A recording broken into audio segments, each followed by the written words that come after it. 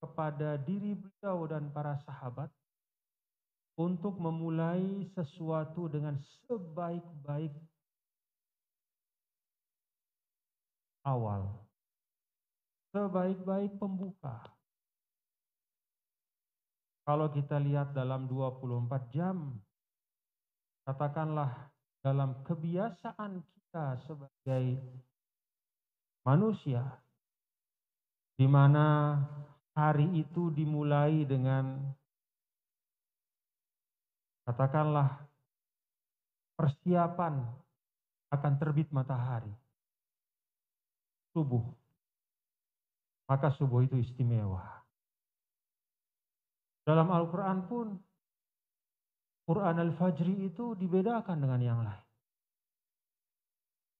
Aqimis salata liduluki syamsi ila ghasaqil laili wa Quran Al-Fajri. Lalu Allah Ta'ala mengatakan inna Quran Al-Fajri kana masyhur. Jadi dari sholat zuhur, asar, maghrib, isya, kemudian wa Quran Al-Fajri, sholat subuh, dan khusus untuk sholat subuh ini Allah sampaikan inna Quran Al-Fajri kana masyhur. Bahwa bacaan pada saat subuh itu disaksikan dan dipersaksikan oleh para malaikat.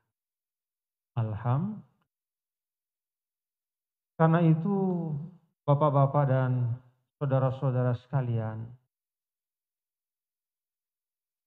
kita dididik oleh Rasul yang mulia untuk semaksimal mungkin bisa sholat subuh di masjid berjamaah. Untuk membangun kebiasaan ini, memulai sesuatu dengan yang baik. Rasulullah SAW tahu umatnya itu beda-beda. Ada yang kuat untuk bangun malam, tahajud. Bisa sampai 12 rakaat, ditambah witir 3 rakaat menjadi 15, atau 8 rakaat ditambah witir 3 menjadi 11. Tapi ada juga yang tidak sanggup atau tidak terbiasa untuk bangun malam bertahajud. Maka Rasul Shallallahu Alaihi Wasallam memberikan jalan, katakanlah memberikan solusi didapati atau dilakukan oleh manusia sesuai dengan tabiatnya sebagai makhluk hidup. Makan 3 kali sehari. Tidak hanya itu sumber energi. Untuk pekerjaan lahiriah, makan adalah sumber energinya. Tapi untuk kehidupan ini tidak hanya sekedar pekerjaan lahiriah. Bukan hanya pekerjaan otot. Tapi ada pekerjaan otak, ada pekerjaan hati, ada pekerjaan jiwa. Bahkan hati dan jiwa itu penting untuk selalu kita asah. Karena dalam Al-Quran itu yang dikaitkan dengan kecerdasan ternyata bukan dengan otak. Tetapi dengan kulub. Lahum kulubun la yafqahuna biha. Mereka punya hati yang tidak cerdas. Maka yang perlu kita cerdaskan itu bukan hitung-hitungan rasio saja atau bukan otak saja yang perlu kita asah. Yang paling penting adalah mengasah hati dan jiwa kita. Dan mengasahnya itu perlu energi, perlu bekal. Sebaik-baik bekal adalah amal soleh dan ketakwaan. Wa tazawwadu fa inna khairaz zadit taqwa. Jadi bapak-bapak dan ibu,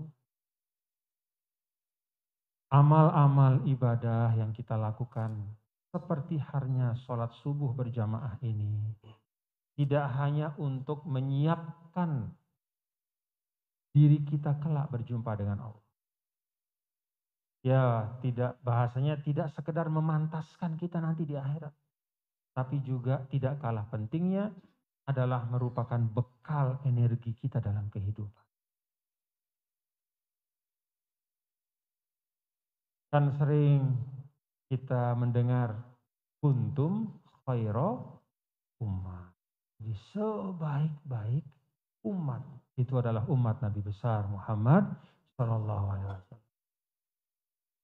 Nah, menjadi umat yang terbaik itu kan perlu kesiapan, perlu sikap mental.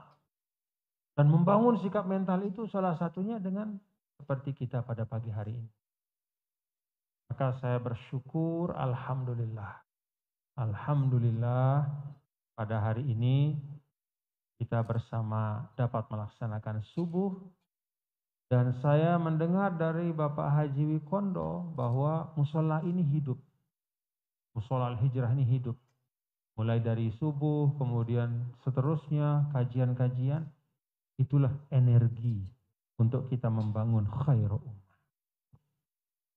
Bapak-bapak, saudara, saya mengajak pada pagi hari ini, mari kita merenungkan satu ayat Al-Quran. Yang sering kita simak guru-guru kita membaca. Dulu saya ingat betul salah seorang dari dosen saya di Kairo itu selalu baca ayat ini setiap kali mau ngajar. Ayat 105 dari surah At-Taubah. Allah Subhanahu wa taala berfirman, A'udzu billahi minasyaitonir rajim. Bismillahirrahmanirrahim. Wa qul i'malu fasayarallahu 'amalakum wa rasuluhu wal mu'minun. Wa saturadduna ila 'alimil ghaibi wasyahadah fayunabbi'ukum bima kuntum ta'malun. Katakanlah wahai Muhammad. Ini ayat yang diawali dengan wakul ya. Kalau wakul itu biasanya isinya itu penting-penting untuk kita. Biasanya isinya itu adalah pokok-pokok tuntunan Islam. Baik itu akidah, ibadah maupun muamalah.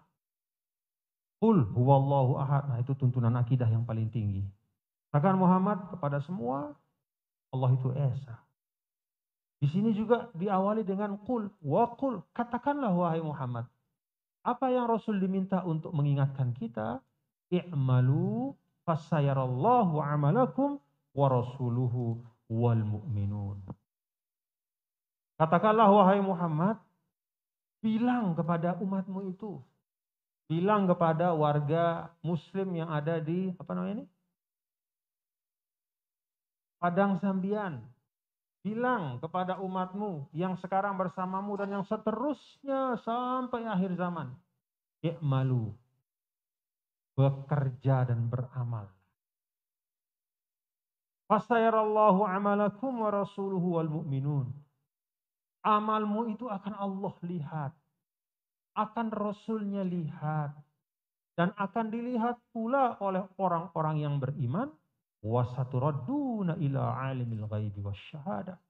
Dan kemudian pada saatnya kalian akan dikembalikan kepada yang maha mengetahui segala sesuatu.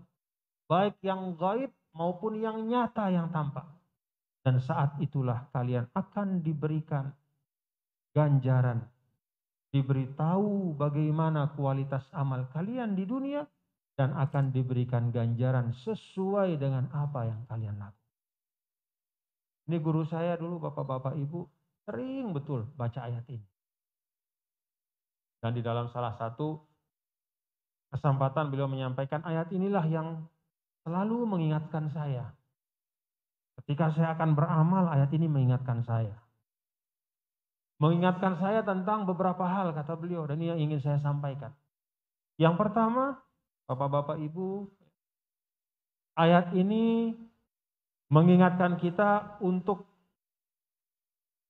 mengorientasikan atau mengarahkan amal kita itu, pertama dan utama, mencari ridho Allah.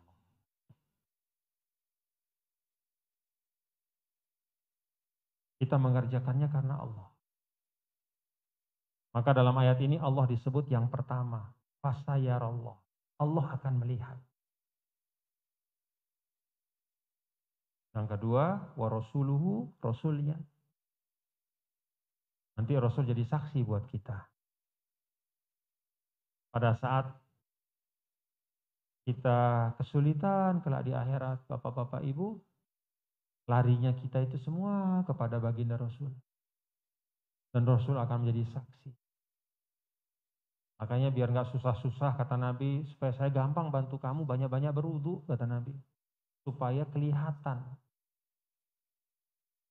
cahaya wudumu nanti di padang mahsyar itu, kata Nabi. Gurul muhajjalin, jadi umat Islam itu karena wudunya banyak, sering, maka dia bercahaya seperti tanda putih yang ada di kuda. Kuda itu kan ada putihnya tuh di sini tuh, rambut putihnya sedikit. Dari jauh kelihatan tuh. Kudanya coklat misalnya, tapi ada putihnya kelihatan. Oh, itu kuda. Itu namanya apa? Guroh ya, satu tanda putih. Diibaratkan seperti itulah umatnya oleh Rasul karena asarul wudu. Itu cara Nabi untuk membantu kita. Kita pengen bantuan Nabi, Nabi juga minta supaya kita bantu diri kita. Gitu. Kalau kalian ingin cepat saya kenali nanti, banyak-banyak berwudu. Supaya kelihatan dari jauh dan bisa saya panggil, bisa saya ajak. Yang melihat amal kita kedua Rasul, dan yang ketiga baru wal mu'minun, manusia. Di guru saya dulu menyampaikan, jangan lupa susunan ini. Jadi sadari betul bahwa orientasi kita itu bukan buat manusia. Jangan dibalik ayatnya. Jangan orang dulu yang didahulukan. Bagaimana supaya orang melihat saya? Bagaimana supaya orang menilai saya? Bagaimana supaya persepsi saya, citra saya baik depan orang? Padahal orang yang dia harapkan supaya dia punya citra yang baik itu bakal mati juga. Orang itu punya masalahnya sendiri juga. Belum tentu dia akan bantu kita di akhirat kelak. Maka yang pertama dari ayat ini mengajarkan kita orientasi beramal dalam kehidupan. Fasayarallah. Kita harus ingat yang pertama dan utama yang akan menyaksikan amal-amal kita adalah Allah Subhanahu wa ta'ala. Makanya Imam Bukhari itu ngarang kitab hadis ya, bapak-bapak, tebal sekali. Itu disebut sebagai as-sahhul kutub ba'dal Quran. Itu kitab buku yang paling penting di dunia bagi kita umat Islam setelah Al-Quran, itu Sahih Bukhari. Karena isinya adalah hadis-hadis yang sahih, yang tertinggi derajatnya. Diambil oleh Imam Bukhari itu dari 1 juta hadis yang dia hafal. Jadi 1 juta hadis dia hafal, dia seleksi lagi, seleksi. Diseleksi semua sampai hanya berapa ribu saja. Itu saking tindihnya. Pernah Imam Bukhari itu pergi cari hadis. Jauh dia cari hadis tuh, pergi ribuan kilo. Begitu sampai dia nanya, mana orang yang meriwayatkan hadis ini? Oh, rumahnya di sana. Begitu Imam Bukhari nyamperin dia, datang. Ternyata orang itu lagi makan berdiri dekat rumahnya. Kata Imam Bukhari, nggak jadi saya ambil hadis dari dia. Kalau untuk dirinya saja dia tidak jaga kehormatannya, maka bagaimana mungkin dia bisa menjaga kehormatan Nabi besar Muhammad? Jadi seperti itu. Jadi dia menilai, Imam Bukhari itu menilai bukan hanya dari ilmu tapi juga dari adab akhlak. Nah, dalam Sahih Bukhari itu, Bapak-bapak Ibu kalau buka nih, hadis yang pertama yang ada di dalam Sahih Bukhari itu bunyinya apa? Innamal a'malu binniyat. Itu hadis yang pertama. Jadi Imam Bukhari mengajarkan kita tentang kehidupan, orientasi amal kita. Dan ini Bapak-bapak sesuatu yang nggak gampang, ya. Nggak gampang. Kita bilang yuk kita ikhlas beramal. Nggak gampang.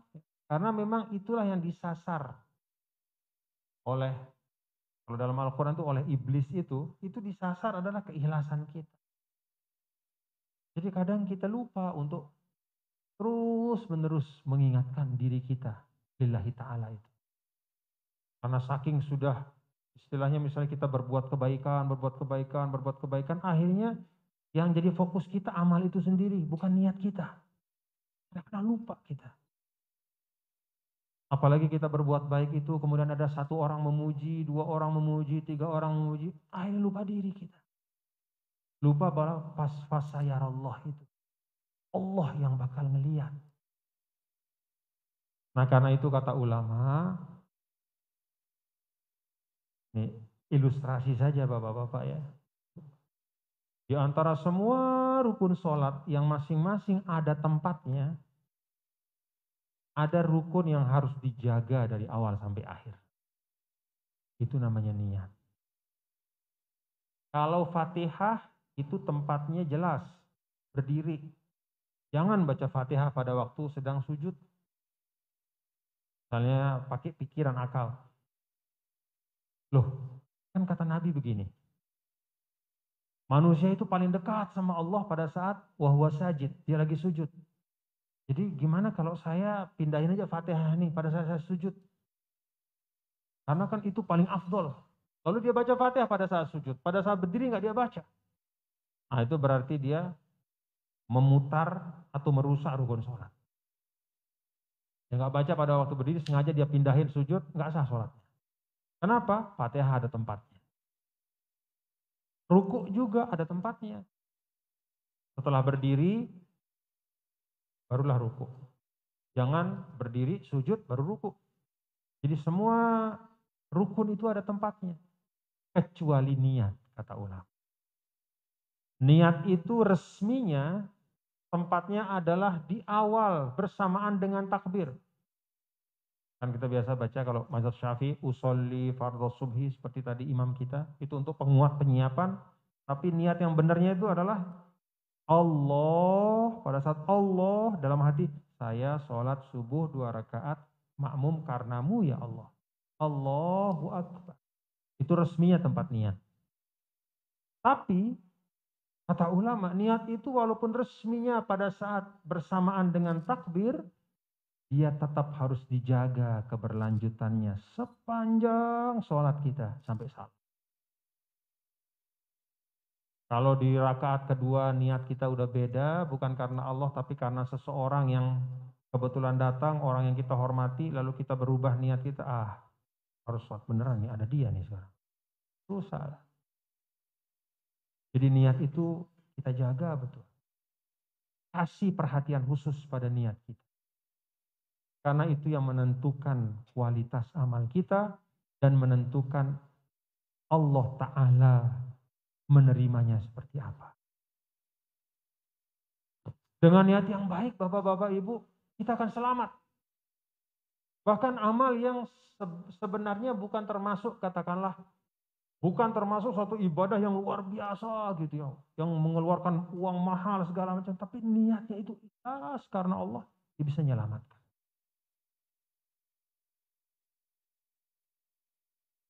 Kan di dalam Sahih Bukhari itu ada yang kisah 3 orang ya, yang terperangkap dalam gua, itu hadis sahih kan. Lalu satu sama lain udah bingung, dorong barang-barang nggak bisa, ketutup batunya jatuh, ketutup, nggak bisa. Hampir putus asa, akhirnya mereka satu sama lain saling mengingatkan. Kalau seperti ini kita sudah nggak bisa menyelamatkan kita kecuali Allah Ta'ala. Mari kita bertawasul dengan amal kita. Maka masing-masing kemudian berdoa kepada Allah dengan amal yang dia yakini itulah amal dia yang paling berkesan dan paling ikhlas karena Allah. Kalau yang satu mengatakan, ya Allah saya itu bekerja, kemudian saya membawa makanan pulang, tapi suatu ketika saya punya tradisi bahwa yang makan makanan saya itu harus orang tua saya dulu, baru anak saya. Suatu ketika begitu saya pulang, tiba-tiba orang tua saya sudah tidur. Tapi saya tetap gak berani kasih anak saya tunggu sampai orang tua saya bangun. Sampai anak saya nangis-nangis segala macam, saya tahan saja sampai orang tua saya bangun. Begitu orang tua saya bangun, saya kasih makan, baru saya kasih makan anak saya. Padahal hati saya teriris mendengar anak saya nangis. Tapi saya sudah niatkan. Ya Allah, kalau itu saya lakukan karenamu, selamatkan saya ya Allah. Bergeser, kan gitu ya dalam hadisnya, bergeser batu itu. Nah satu lagi mengatakan, ya Allah saya punya keluarga, sepupu, gadis cantik sekali. Saya punya kesempatan untuk mendapatkan kenikmatan dari dia, tapi saya tinggalkan karenamu. Padahal sudah dapat kesempatan itu. Nggak ada yang tahu siapa-siapa. Tapi kemudian saya tinggalkan. Kalau saya paksa saya bisa. Tapi saya tinggalkan. Hanya karena saya takut padamu ya Allah. Kalau itu adalah amal saya yang baik ya Allah, bebaskan saya, selamatkan saya. Biasa. Ini kan amal-amal yang sehari-hari kita temukan. Tantangan-tantangan seperti ini. Lalu yang satu mengatakan, ya Allah saya tuh pernah dititipi, dititipi hewan. Lalu kemudian orang itu pergi hilang. Sekian tahun kemudian saya besarkan hewan itu sampai beranak pinak banyak dia tuh. Sampai ribuan. Kemudian dia datang. Orang yang nitipkan kambing itu sama saya. Kemudian dia minta kambingnya. Saya bilang, nih ribuan kambing nih bawa semua. Ini kambingmu. Ya kaget. Kenapa? Kan saya cuma nitip satu. Iya. Tapi dari itu kemudian jadi modal. Saya ternakkan dan inilah dia semua hasilnya. Silahkan. Kalau saya melakukan itu, ikhlas karenamu ya Allah, selamatkan kami. Geser batu itu. Bisa keluar ketiganya. Alhamdulillah. Ini bapak-bapak, ini bukan tentang orang yang sholat 1000 rakaat. Ini bukan tentang orang yang berhaji setiap tahun. Ini bukan tentang orang yang katakanlah menyumbangkan semua hartanya untuk fisabilillah. Tidak. Ini tentang orang yang mampu menahan dirinya dari godaan harta. Coba kayak tadi contoh, orang kasih kita nitipin kambing sepasang misalnya. Lalu 10 tahun kemudian dia datang minta apa yang dititipin, kita balikin yang sepasang itu. Lalu hasil dari yang sepasang itu mungkin ada 100-200 kambing, ya punya kita. Bahkan kadang-kadang pura-pura lupa mungkin gitu, siapa yang tahu? Pak, mana kambingnya dulu? Kambing gitu. Bapak siapa nih? Bukan hanya kambing, modal usaha juga begitu sering. Ada orang bersarikat, 2 orang misalnya. Sama-sama taruh duit misalnya, nih yuk kita usaha yuk, sama-sama 5 juta misalnya. 5 jadi 10 juta, buka toko kecil. Kalau yang satu pergi, saya titip ya, saya ini mau musafir kemana, pindah tempat misalnya. Tinggal yang satu, gede terus sampai jadi supermarket segala macam. Begitu datang, Pak saya dulu ini yang, alhamdulillah Pak ya, usaha kita sudah. Oh Bapak yang dulu ya, kan Bapak nggak ikut. Kan, maaf Pak sudah. Bahkan banyak yang justru yang punya modal itu justru karena lalai justru dikhianati. Itu banyak terjadi di mana? Itu kasus-kasus banyak. Tapi orang ini bisa dia mengendalikan dirinya. Harta itu tidak merusak kehormatan. Yang kedua tadi itu syahwat. Hawa nafsu juga tidak merusak kehormatannya. Kemudian yang ketiga, yang pertama tadi itu adalah birrul walidaini, itu dia jaga betul. Sesuatu yang sederhana. Ternyata ketiga amal itu walaupun kelihatan sederhana, walaupun kelihatan katakanlah tidak sehebat amal-amal yang biasa kita diajarkan untuk mengamalkannya, tapi ternyata itulah yang menyelamatkan. Kenapa? Lillahi. Ya sebaliknya juga kan ada cerita tentang 3 orang yang ahli baca Quran, yang kemudian meninggal dalam peperangan, ya. Kemudian juga orang yang selalu berinfak di dunia. Begitu di akhirat nanti, ketika menghadap Allah, Allah katakan kepada mereka bertiga, bahwa engkau wahai orang yang berilmu, kamu dulu membaca Quran itu bukan untuk mendapat ridhoku, tapi supaya dipuji oleh yang mendengar. Dan itu sudah kamu dapatkan. Jadi jangan minta apa-apa lagi sama kamu yang dulu rajin berinfak, kan dulu niatmu bukan untuk mendapat ridhoku, untuk mendapatkan pujian, supaya dikatakan si fulan orang yang paling murah hati.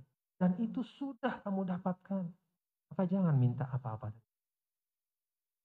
Kamu orang yang jagoan, hebat, kamu perang itu kan untuk dikatakan sebagai yang paling berani. Dan itu sudah kamu dapatkan. Kamu meninggal di medan perang, lalu namamu diabadikan, kamu dihormati, namamu disebut-sebut, dimuliakan, sesuai dengan niatmu supaya kamu dapat kemuliaan di dunia, itu sudah kamu dapatkan.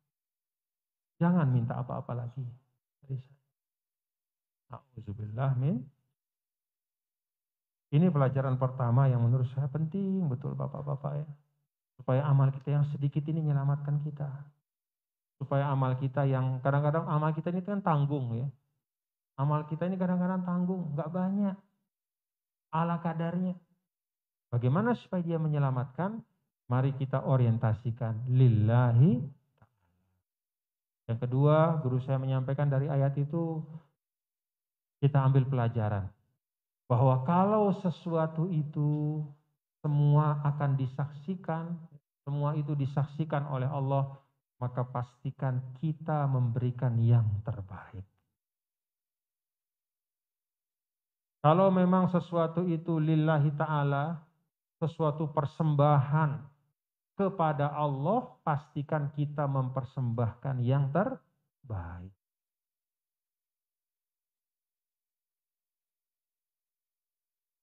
Di dalam Al-Quran itu kan dulu ada nenek moyang kita ya, putra dari Nabi Adam alaihissalam kan, Qabil dan Habil. Qabil dan Habil itu uh, punya profesi yang beda. Kalau Qabil itu dia menjadi petani, dia menggarap lahan. Kalau Habil itu peternak, menggembala. Pada masa ketika turun perintah Allah untuk berkurban, Qabil itu memilih ya, hasil pertaniannya yang ala kadarnya. Ya KW2 lah.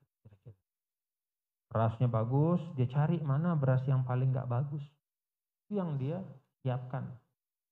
Sebaliknya adiknya Habil itu menyiapkan kambing domba yang paling gemuk. Fatuqubbila min ahadihima walam yutaqabbal minal. Diterimalah dari yang satu dan tidak diterima dari yang satu lagi. Dari Habil diterima, dari Qabil tidak. Kenapa? Innama yataqabbalullahu minal muttaqin. Allah hanya menerima amal-amal dari orang yang bertakwa. Nah, coba nih sekarang kita perhatikan. Apa ukuran ketakwaan dalam ayat ini? Ternyata ukuran ketakwaan itu salah satunya adalah memberi yang terbaik kepada Allah. Memberi apa yang terbaik. Kalau misalnya kita punya kesehatan, kalau kita punya waktu, kasih yang terbaik kepada Allah. Jangan kita kasih kepada Allah itu adalah sisa-sisa dari waktu kita. Setiap hari, setiap saat, ketika akan sholat, selalu dalam pikirannya, saya tuntaskan dulu tugas saya ini, baru nanti saya sholat. Maka ketika dia sholat sudah lelah, ketika sholat sudah letih, ketika sholat sudah tersisa-sisa dari apa yang ada sama dia. Yang terbaik itu sudah dia habiskan untuk transaksi dengan manusia. Dia habiskan untuk katakanlah mendapatkan keuntungan-keuntungan dunia. Lalu sisa-sisa yang tersisa, remah-remah, sisa-sisa kekuatan ini baru dia gunakan. Baru dia berikan kepada Allah Ta'ala. Nah, kalau kita seperti itu, yuk kita ingat ayat ini. Mari kita ingat bahwa kata Rasulullah SAW, man aroda ayya'rifa ma'lahu indallah, falyanzur malillahi indah. Kalau Anda ingin lihat di mana Anda bakal duduk kelak di sisi Allah, lihat bagaimana engkau menempatkan perintah Allah dalam hatimu. Jadi kita renungkan bagaimana kita memaknakan tuntunan Allah itu. Kalau perintah untuk bersedekah misalnya, ada perintah untuk bersedekah, tapi kita berat sekali bersedekah karena takut uang kita habis. Nah, hati-hati.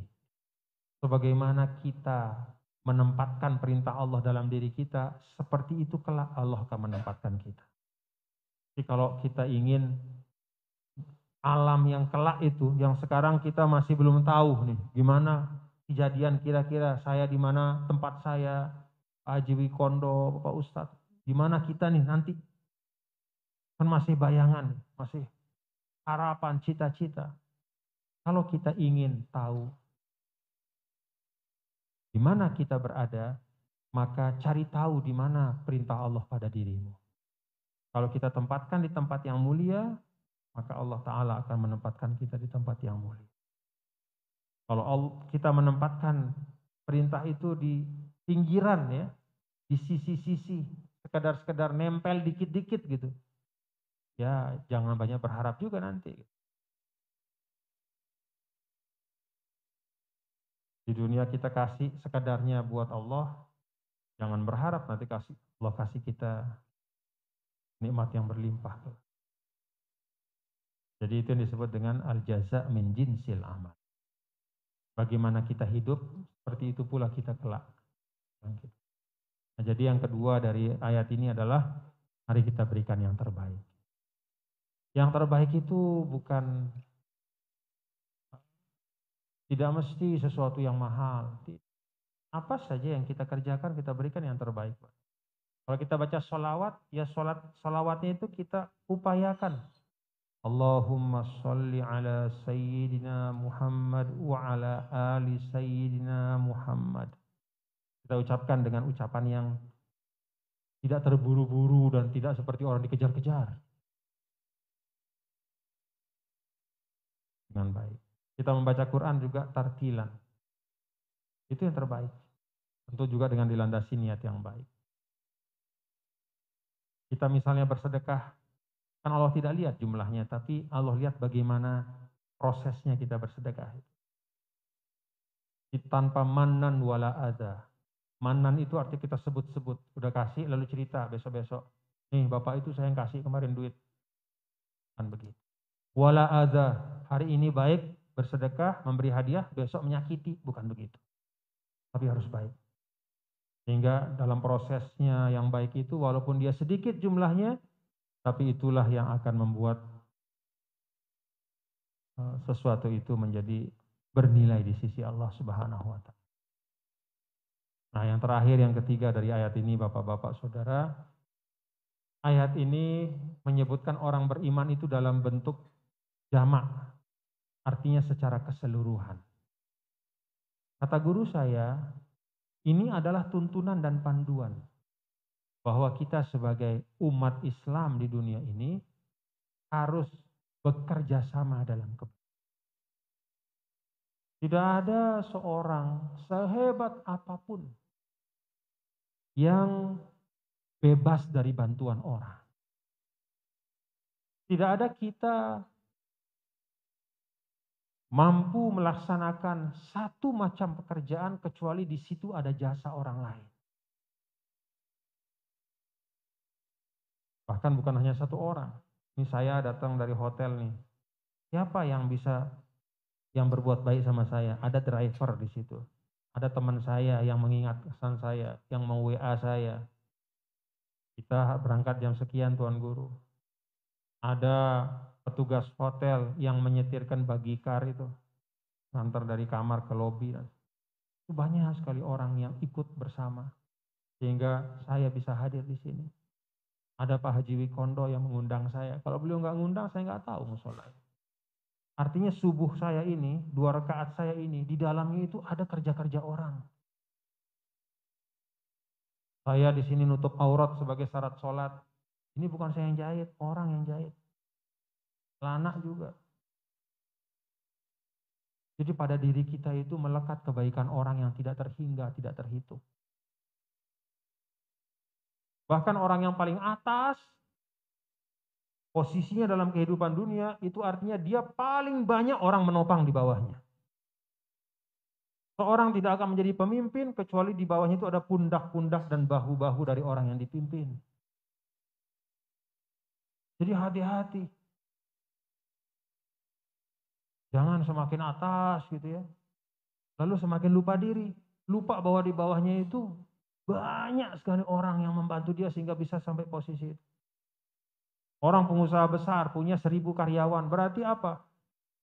Dengan 1.000 itulah yang membantu dia mencapai posisi.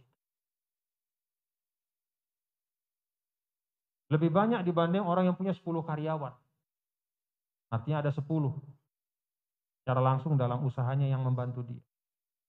Walhasil bapak-bapak saudara, wal mu'minun dalam ayat ini hendaknya menjadi pengingat bagi kita.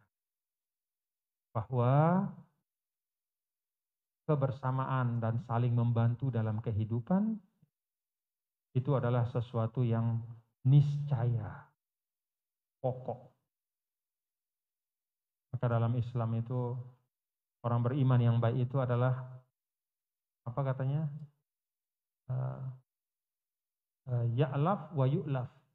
Jadi orang yang mendekat dan didekati. Artinya orang yang punya hubungan sosial yang baik. Punya hubungan sosial yang baik. Dulu ada guru saya yang menyampaikan, sebenarnya sederhana untuk membangun hubungan sosial yang baik. Hafalkan 3 kalimat dan amalkan sesuai dengan tempatnya. Apa itu? Maaf, terima kasih, permisi. Pegang saja 3 kata itu. Dan amalkan sesuai dengan situasi yang ada. Kalau engkau dapat sesuatu yang baik, segera katakan, terima kasih Pak, terima kasih Bu. Kalau engkau merasa engkau melakukan sesuatu sengaja maupun tidak sengaja, tapi bisa menyakiti orang, mohon maaf Pak, maaf Bu. Kalau engkau melewati sesuatu keadaan, di mana di situ banyak orang-orang yang terhormat, orang yang perlu untuk dimuliakan, engkau lewat di situ, engkau ingin melaksanakan suatu hajat kepentingan, permisi, astazin kalau dalam bahasa Arab. Syukron, afwan, astazin. Makasih, mohon maaf, permisi, bahasa kita. Pegang saja 3 ini. Tentu selain hal-hal yang lain. Kan kita kalau kasih orang, senang nggak orang bilang terima kasih? Kita lillahi ta'ala nih, tapi senang nggak hati kita? Kita lillahi ta'ala kasih orang, tapi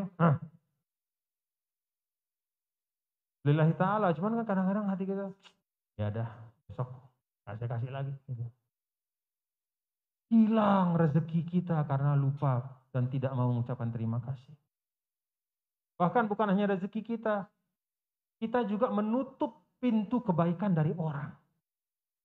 Orang yang semula hendak berhadiah, bersedekah, memberi sesuatu, itu tidak jadi dia melakukan perbuatan baik karena sikap kita.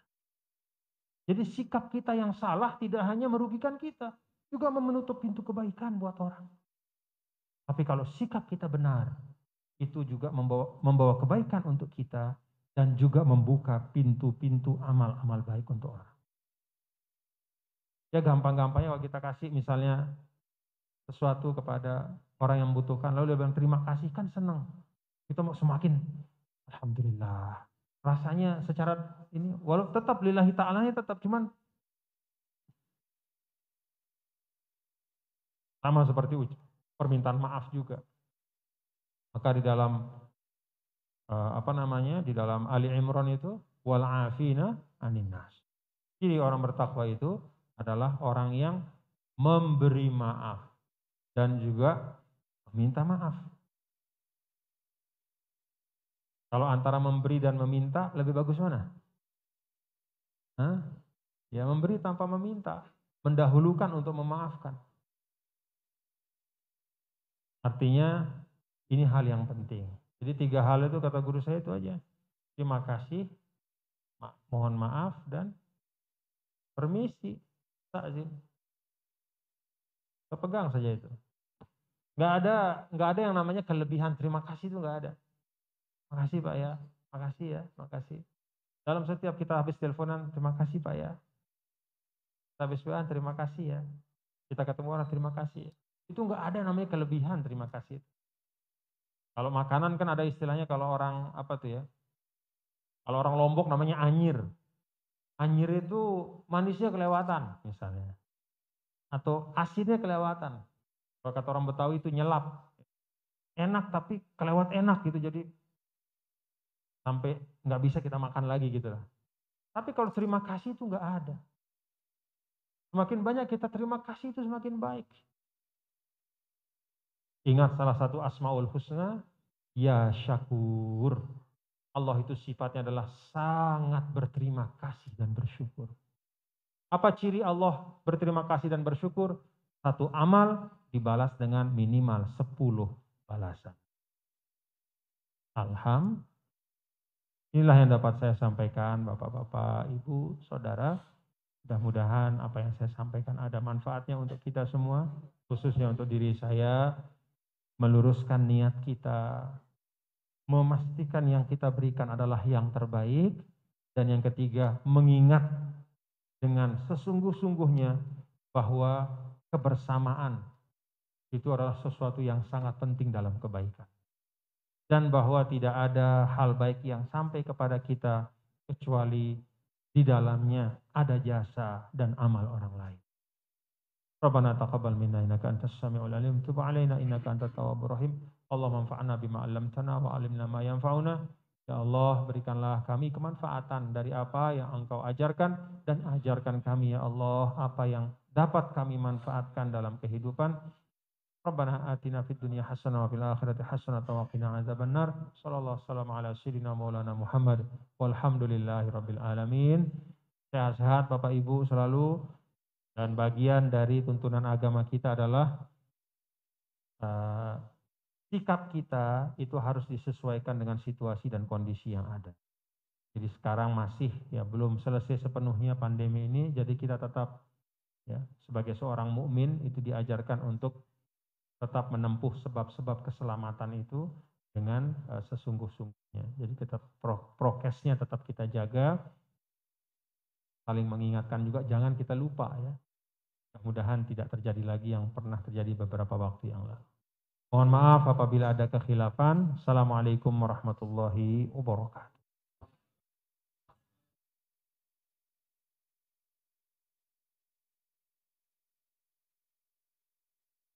Para jamaah yang dirahmati Allah SWT, demikian tadi kuliah subuh yang disampaikan oleh beliau. Semoga kita semuanya bisa mengambil hikmahnya dengan apa yang disampaikan oleh beliau, dan mari kita tingkatkan dan perbanyak amal ibadah kita menuju ridho dan surganya Allah SWT. Amin. Kami mengucapkan terima kasih kepada Tuan Guru, dan merupakan kehormatan bagi kami, keluarga besar atau jamaah Al-Hijrah Karangsari Panang Sambian, di mana Tuan Guru hadir di tengah-tengah kita, mungkin di Provinsi Bali baru beliau yang hadir, dan alhamdulillah kami ucapkan terima kasih Tuan Guru dan Pak Kiai atas berkat Bapak Haji Trisno Wikondoro Harjo. Terima kasih, semoga Bapak Haji Trisno Wikondoro Harjo selalu sehat, murah rezeki, amin ya rabbal alamin. Dan setelah ini kita akan berfoto bersama Tuan Guru. Silakan Pak Kiai dan juga Pak Haji Trisno Wikondoro Harjo untuk berfoto, monggo didampingi Pak Haji Darmaji, monggo berdiri.